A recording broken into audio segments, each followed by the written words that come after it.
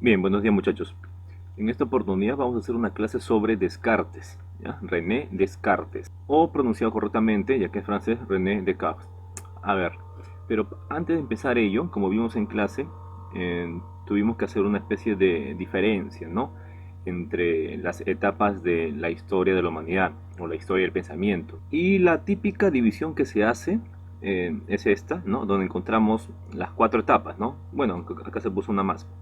La etapa o edad antigua, medieval, moderna, contemporánea. ¿Ya? Y aquí se le pone también la prehistoria, ¿no? Son las etapas de la historia de la humanidad, o la historia del pensamiento, si también queremos llamarlo así. Y a lo que se llama prehistoria sería a esa etapa en la cual no se descubrió todavía la escritura, ¿no? Consideramos historia y dividimos la historia a partir de la aparición de la escritura. Y la invención de la escritura aparece aproximadamente, según estos datos, 4000 años antes de Cristo, ¿no? Aproximadamente. Pero las grandes obras, al menos en el mundo occidental, y ahí me refiero a Europa y América, más que nada Europa porque ahí comenzaría, se supone, la historia occidental, una de las mayores obras, digo obras, me refiero a obras literarias o filosóficas, ¿no? Como es por ejemplo la de Homero, ¿no? La Odisea, la Ilíada, son obras que reconocemos en la antigüedad, ¿no? De las primeras obras que reconocemos en la antigüedad. Y estas obras de Homero se dan aproximadamente 1000 años antes de Cristo, ¿no? Unos 10 siglos antes de Cristo. Y por eso también puse acá, se dan cuenta, dentro de la edad antigua, bueno, casi al final de la edad antigua, pongo también la otra división que hacemos respecto a la historia, ¿no? Por eso está acá ACDC, que significaría antes de Cristo, no, la época antes de Cristo y la época después de Cristo. Por eso algunas veces ponen en los años, ponen A.N.E. ¿Cierto? Antes de nuestra era, ANE, antes de nuestra era, y después de nuestra era, ¿no? O sea, la era del cristianismo y la era antes del cristianismo. También es otra manera de dividir la historia, ¿cierto? Bien, eh, más o menos por aquí, ¿no? En esta línea azul que está dentro de la antigua, más o menos por aquí, es que se da el nacimiento de Cristo, lo que llamaríamos el año cero, pues, ¿no? Por decirlo así, el momento en que nace Cristo. Y ahí luego los años siguientes ya son los años después de Cristo.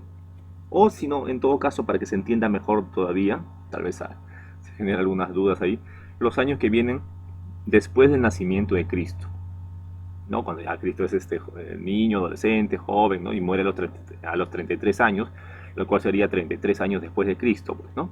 ¿No? Por si es que hay dudas en ese punto.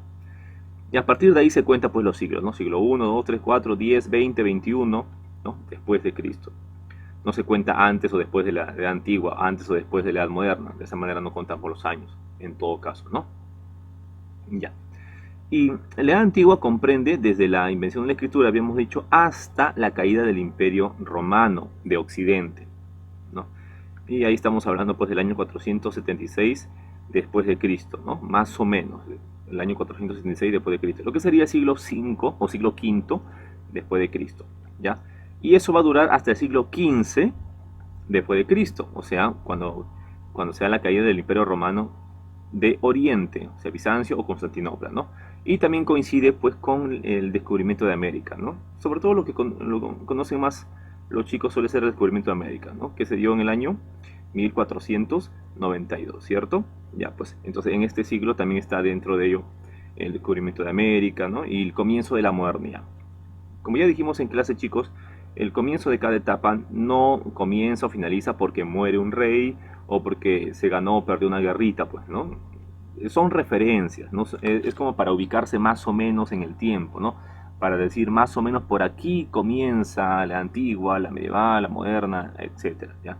No es que en ese año automáticamente, ¡pum!, apareció la edad moderna, ¡pum!, apareció la edad contemporánea o la antigua o la medieval. Bueno, aquí podemos notar entonces que la Edad Media comprende todo lo que sería la etapa del cristianismo. ¿Mm? Y el cristianismo es la mayor característica que encontramos en esta etapa, ¿no?, de la Edad Media. Ahora, el cristianismo no podríamos decir tanto así de que comienza a partir del nacimiento de Cristo, ¿no? Porque nace Cristo y no es que ya está el cristianismo ahí, ¿cierto?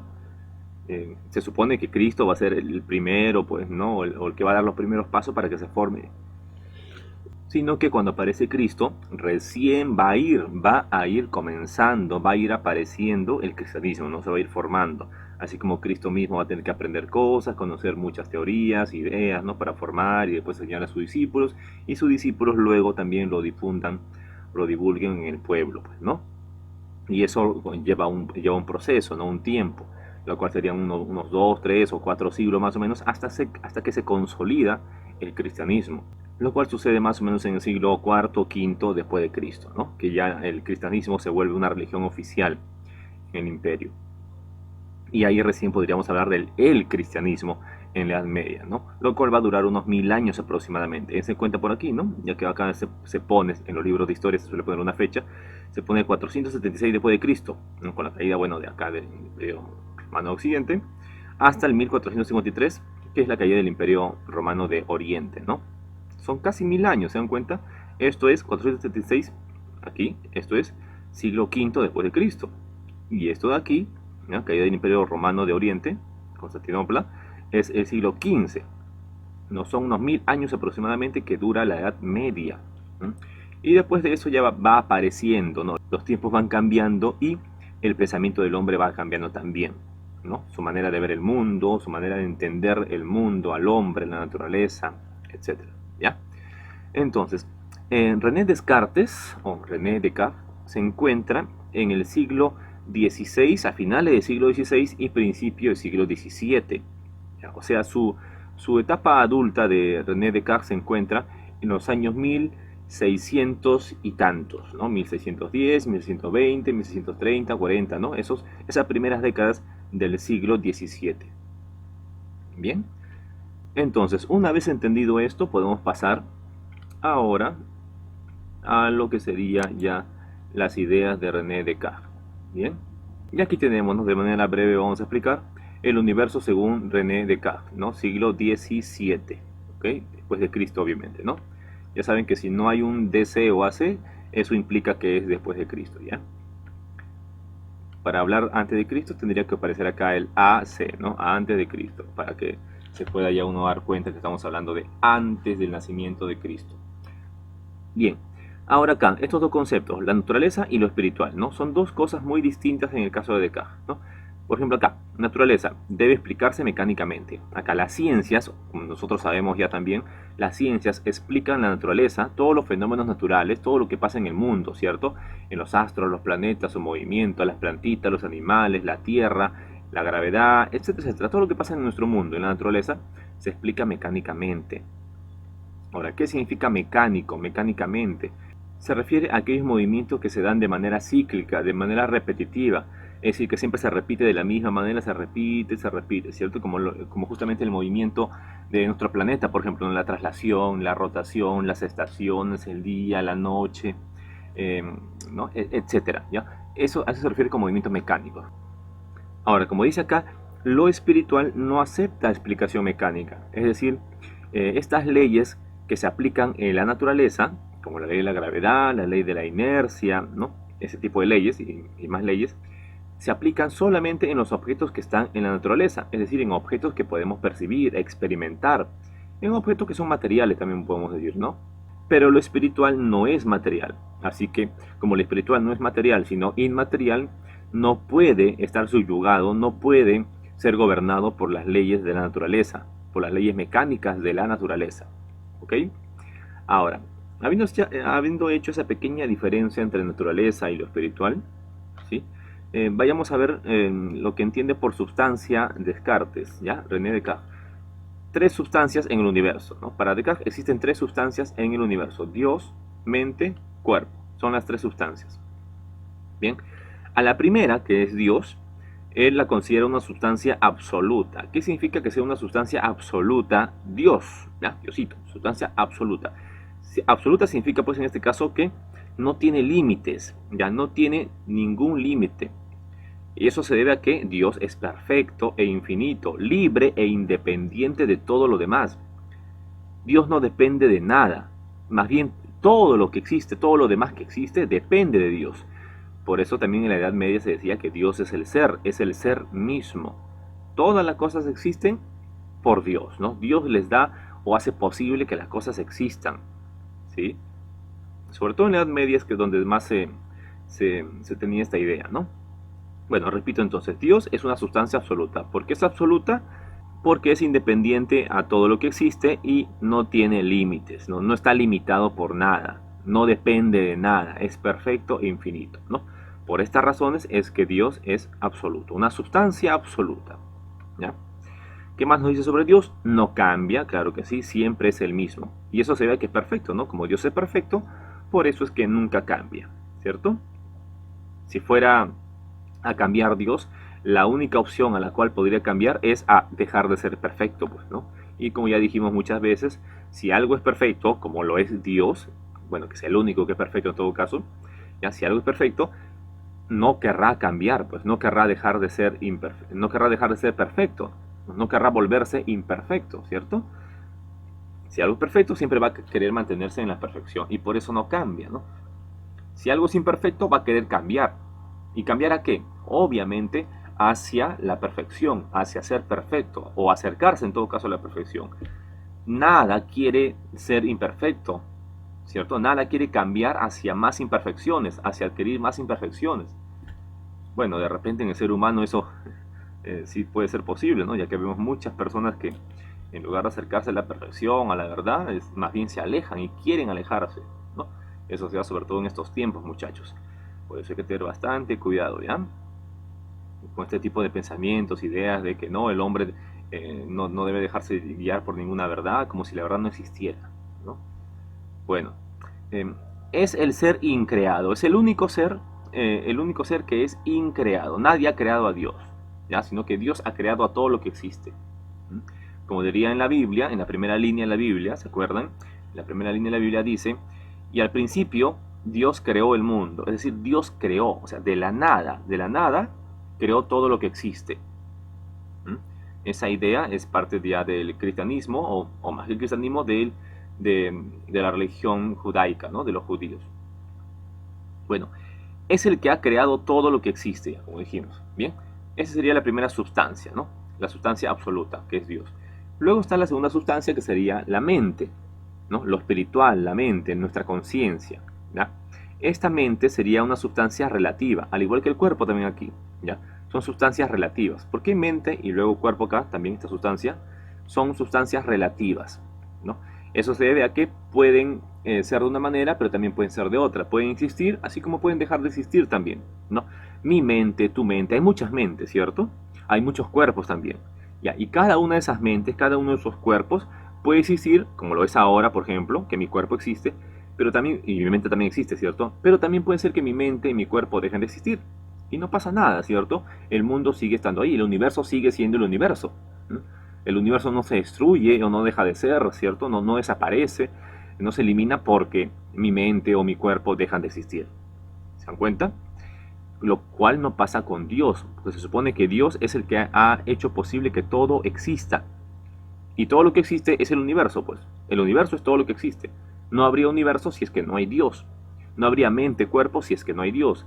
Dios es el que ha creado la mente y los cuerpos, ¿no? Sobre todo el cuerpo, que es la materia, de lo cual se conforma pues el universo, ¿sí? Y también la mente, que es en el caso del hombre, ¿no? El hombre, el ser humano para Descartes, es el único que posee estas dos sustancias, mente y cuerpo. Es el único. Todos nosotros, los seres humanos, poseemos mente y cuerpo. Cada uno su mente propia, ¿cierto? Cada uno su cuerpo propio. Pero como dijimos, son relativos. Porque así como existimos, también podemos dejar de existir. Yo puedo dejar de existir, tú puedes dejar de existir. Y sencillamente el universo sigue igual, ¿no? No hay ningún problema. Lo cual no sucede con Dios, como repito, ¿no? Por eso son relativos estos, ¿no? Porque así como pueden ser, pueden también dejar de ser, ¿sí? Así como son de una manera, de una forma, también pueden ser de otra manera, de otra forma. Porque nuestra mente, nuestro cuerpo también tiene cambios, ¿cierto? Mi mente para cambiando todos los días, cada momento, cada año. Mi cuerpo también para cambiando.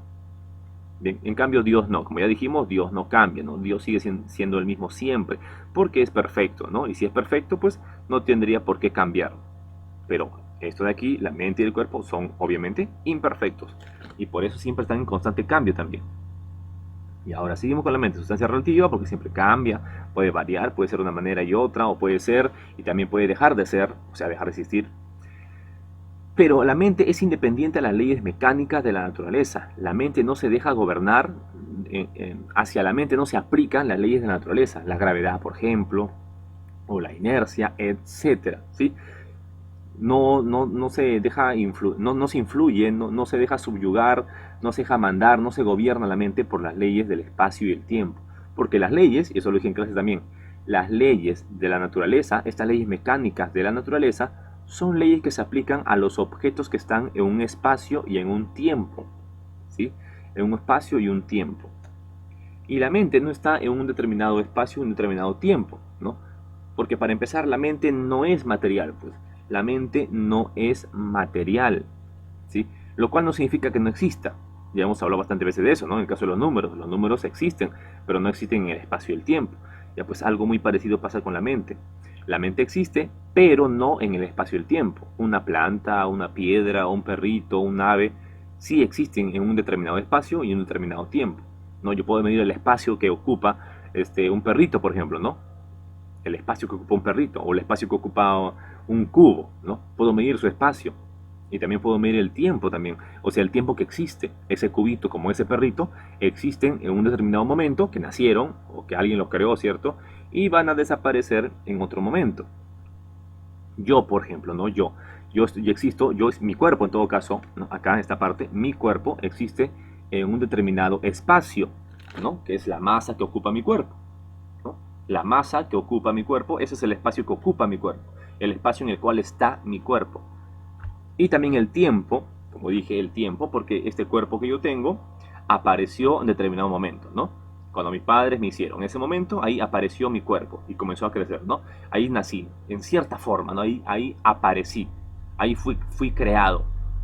Pero también ese cuerpo va a desaparecer en un determinado momento. O sea, de aquí hasta allá, ¿no? O sea, en un año X comienza y un año Y termina, ¿no? Y todo eso es el tiempo en el cual yo existo, mi cuerpo existe. Así como cada cosa que en el universo, ¿no? Aparece en un determinado momento y va a desaparecer o va a morir, si queremos llamarlo así, en un determinado momento. Bien, ahora siempre está en constante cambio, la mente también, ¿no? Igual que el cuerpo. La mente, pensamiento, conciencia, espíritu, es diferente en cada individuo, como también ya lo hemos dicho. El cuerpo, sustancia relativa, porque también sufre distintos cambios, opera conforme a las leyes mecánicas, las leyes naturales, ¿no? Que ya en diferentes cursos nos van a enseñar seguramente, ¿no? En química, en física, etc. ¿Ya? Hay distintas leyes que se aplican a los objetos de la naturaleza. Los cambios del cuerpo o movimientos están sujetos a las leyes de la naturaleza, que se aplican a todos los objetos que están en el espacio y el tiempo, ¿no? Por ejemplo, la gravedad, pues, ¿no? La gravedad obviamente va a aplicarse en mi cuerpo, ¿no? Así que poco a poco la gravedad va a hacer también que mi cabello se caiga, mis dientes, mi piel, las arrugas y un montón de cosas que nuestro cuerpo va a sufrir, ¿no? Con el tiempo. Pero eso no pasa con el alma, pues, o bueno, con la mente, nuestro pensamiento no se cae, ¿no? No se le va a caer un pedazo por acá, por allá, no se le va a caer el cabello, los dientes, o no va a sangrar, etcétera, ¿cierto? Eso no pasa con la mente, pero con el cuerpo sí. Bueno, espero que se haya entendido esto, ¿no? Las tres sustancias del universo, Dios, absoluta, porque no tiene límites, no tiene fin, nada lo limita. La mente y el cuerpo sí tienen límites, obviamente, tienen límites, ¿ya? La mente, de igual manera, pues en algún momento va a comenzar y en un momento va a terminar también, ¿no? Nuestra mente, o el alma. O bueno, como también diría Descartes, esta mente, esta alma, no es que muere igual que el cuerpo, ¿no? Sino que va a salir, después va a reencarnar seguramente, pues no, etcétera, ¿no? Como ya hablamos en Platón. El pensamiento de Descartes es parecido al de Platón, ¿eh? Si se recorran Platón, el alma, ¿cierto? Los dos mundos, ya es muy semejante este pensamiento de Descartes con el de Platón, ¿no? Tiene influencia Descartes del pensamiento de Platón. Ya saben, Platón, siglo IV antes de Cristo. Acá estamos siglo XVII después de Cristo, ¿no? Bien, muchachos, si hay alguna pregunta, por favor, eso sí, chicos, después de lo que han escuchado aquí, obviamente va a haber seguramente alguna pregunta, alguna duda que van a tener, o algo que no les quedó claro, alguna palabrita por ahí. Y siempre, por favor, elaboren su pregunta bien, ya trabajen esa pregunta, preparen la pregunta que quisieran hacerme en clase, ¿no? Desde ahorita ya. Bien, muchachos, y la hacen en clase, ¿no? Todo eso también vale, se valora también ese tipo de cosas, ¿ok? Así que muchachos, hasta luego, cuídense mucho, nos vemos.